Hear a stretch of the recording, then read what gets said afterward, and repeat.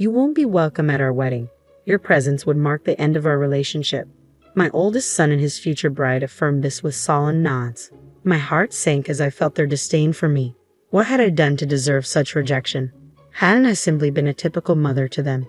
What was wrong with me? Why did they despise me so deeply?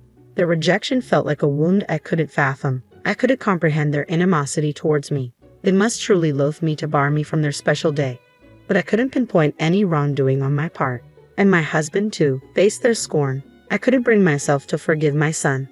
How could he treat me with such disrespect after all I had done for him? I refused to believe he could disregard his mother so callously. I needed to make him understand that his behavior was unacceptable. There would be consequences for disrespecting his mother. My name is Mary, a 55-year-old housewife, and I'm the mother of 2 sons. David, our eldest, now holds a prestigious position in a Tokyo-based company, while Tom, our second son, prefers the quiet life, working diligently at a local manufacturing firm. Once close, the bond between the brothers has frayed over time, with David developing a distaste for Tom. He subjected Tom to public humiliation and bullying, even after my reprimands failed to curb his behavior. Recently, David announced his impending marriage to a colleague from his workplace. She expressed a desire to meet us, prompting me to arrange a dinner. I welcomed this opportunity, seeing it as a chance to bid David farewell. David's aversion to Tom was evident, and Tom himself remarked, "It's probably for the best." The day we had agreed to meet arrived. A reservation had been made in a secluded corner of an upscale restaurant. The unfamiliar surroundings left me a bit flustered, but upon entering, I found David and a robust-looking woman already seated. "Hey, Mom and Dad, you're running late," David quipped. "Apologies, we got a bit turned around. This place is new to us," I replied. "Try not to make a scene," David retorted, though his words stung. I brushed him off, accustomed to David's demeanor. As we settled into our seats, we enjoyed a sumptuous meal while listening to their conversation. David spoke glowingly of his fiancée, praising her attentiveness to his every word and her forward-thinking approach to their future. He painted her as a paragon of perfection, unlike us, his parents. His adoration for her was palpable, though she urged him to tone it down. It seemed David couldn't help but extol her virtues and his own accomplishments whenever he spoke. When I inquired about their meeting, David dismissed it, asserting, "You should see how amazing she is," sidestepping any mundane details. It felt as though he was overcompensating, striving to impress us with her virtues, making me distinctly uneasy. My husband shared my discomfort, and I silently thanked Providence for Tom's absence from the gathering.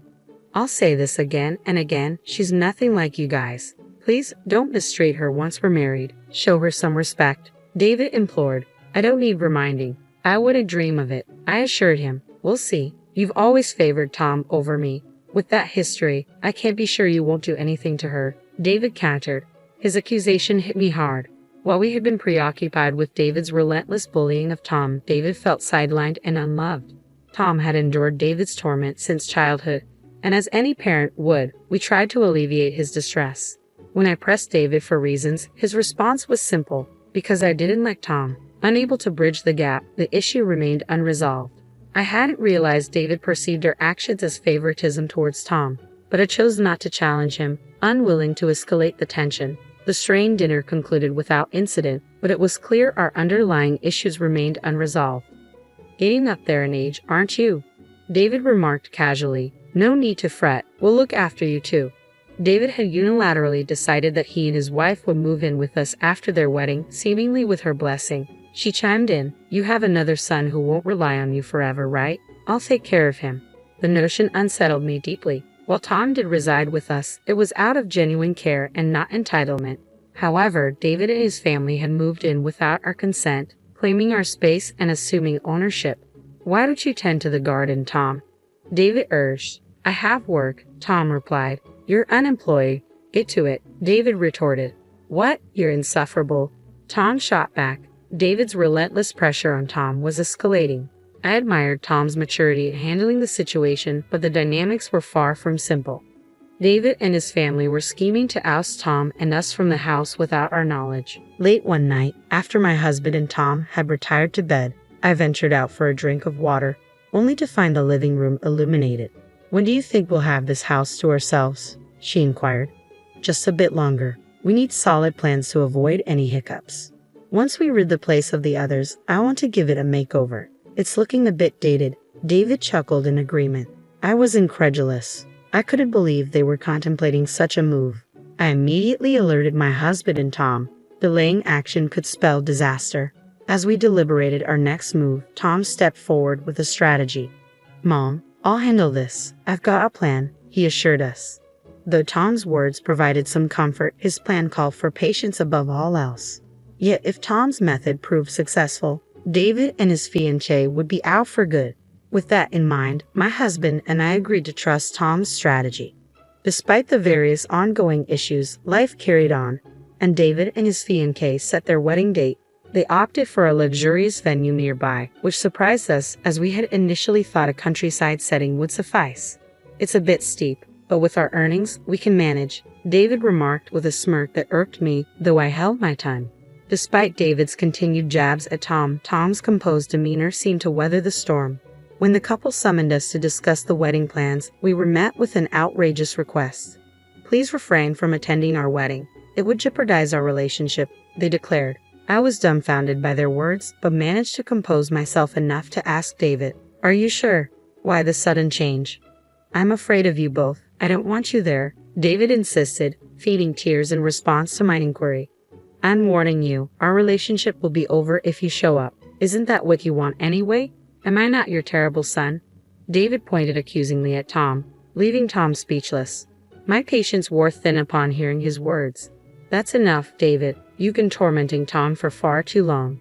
Why are you behaving like this? Your siblings stop treating him so poorly," I interjected, addressing David's bullying. David and his wife turned their gaze towards me as I spoke. "You have no right to criticize me. You've been fooled by Tom's charades and coddled him. You've always favored him," David retorted.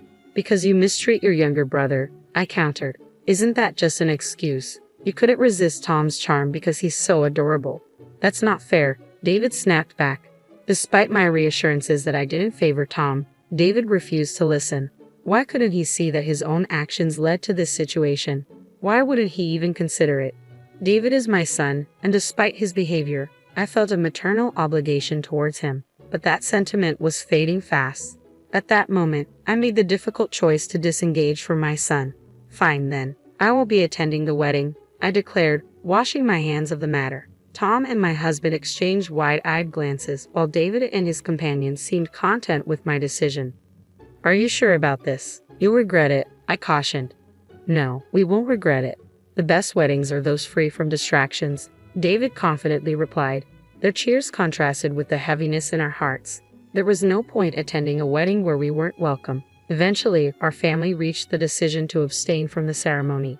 Without an invitation, we wouldn't have been able to enter anyway. David appeared content throughout, but little did they know the repercussions of their decision. It was almost comical to consider the strategy Tom had devised.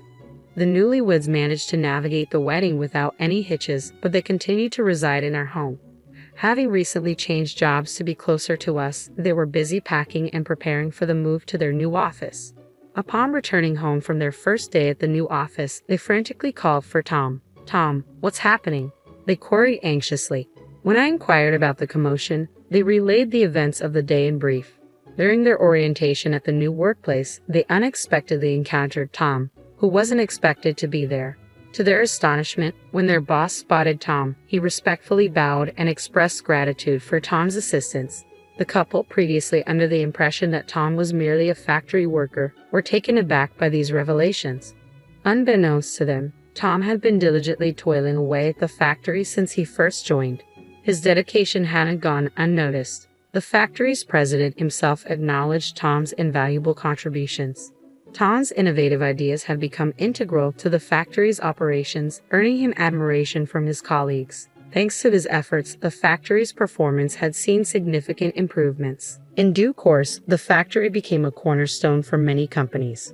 However, when the president fell ill, Tom's concern for him was palpable. He made it a point to visit the president regularly on his days off. Witnessing Tom's unwavering dedication, the president saw fit to appoint him as his successor. Tom, feeling overwhelmed by the responsibility, initially declined, saying, "I'm not capable of such a role." Yet the president remained resolute. With the encouragement of his peers, Tom eventually assumed the presidency. Under his leadership, the factory's performance soared to even greater heights. Tom's immutable nature, coupled with the trust he garnered from his employees, as well as his astute leadership, earned him widespread admiration. Today, the factory is relied upon by companies across Japan, and Tom's name is recognized even by major corporations in Tokyo. On this particular day, Tom was visiting the company for a client meeting, nothing more. However, the couple, unaware of Tom's elevated status, felt unsettled by the deference shown to him. "You always find a way to deceive us," David accused, seizing Tom's arm.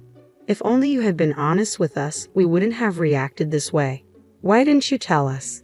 David's wife dissolved into tears on the spot. Tom's nonchalant demeanor was almost ironic given the circumstances. "I reached the top through my own efforts, that's all there is to it, so why all the anger?" he remarked casually, his expression unfazed. David's ire seemed to intensify at Tom's composure, prompting him to raise his voice. "Don't you dare act indifferent towards me." Yet Tom remained composed as he addressed David. "There's something else I want you to hear. It might be the most important thing for you." Through some effort, we managed to calm David and his wife and coax them into taking a seat. Tom, having retrieved something from his room, returned and began to narrate the story. "Firstly, take a look at this," Tom announced, spreading several photographs across the table. They depicted David's wife alongside a man in elegant attire, unmistakably capturing scenes of her infidelity. David's reaction was immediate. He erupted into shouts while his wife trembled, unsure of how to respond. "She's soon to be my sister-in-law, so I did some digging beforehand. And this is what I found," Tom explained calmly, gesturing to the incriminating evidence. "With this much evidence, there's no denying the truth," he added, prompting David's wife to bow her head in remorse. "I'm sorry," she murmured, her voice filled with genuine regret. David, grappling with the shock of the situation, could only stare in disbelief. "This is the consequence of not looking beyond the surface of a person. Nobody is perfect," Tom remarked with a laugh, eliciting giggles from the rest of us. David, overcome with despair, sank to his knees, the room falling silent save for his wife's earnest apologies. Ultimately, David and his wife went their separate ways, their marriage dissolved by David's unforgiving stance on infidelity. When it came time for his ex-wife to pay alimony, she found herself in a state of panic, relying on her parents' financial support to meet her obligations. Yet even this wasn't enough to mend the deep wounds inflicted upon David. Overwhelmed by the shock of the divorce, David chose to resign from his job. Since then, he has retreated into seclusion, rarely emerging from his room except to grab a meal. However, whenever Tom was around, David would recoil in fear, as if haunted by the memory of their confrontation. It appears that since that incident, David has developed a fear of Tom. The family had deliberated extensively on what to do about David.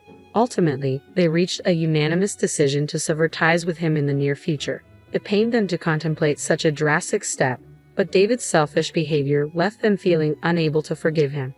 Several months later, David was ousted from the household. In his final moments there, he pleaded for forgiveness, but by then, he no longer seemed like family to them, and his expulsion felt like a natural consequence. Meanwhile, the remaining 3 members of the family now enjoy a carefree existence without anyone hindering their peace. Though her husband has retired, they face no financial struggles, thanks to Tom's hard work. She harbors a deep desire to ensure Tom's happiness and security for as long as she lives. Tom is set to tie the knot soon with his longtime girlfriend, a colleague from their workplace.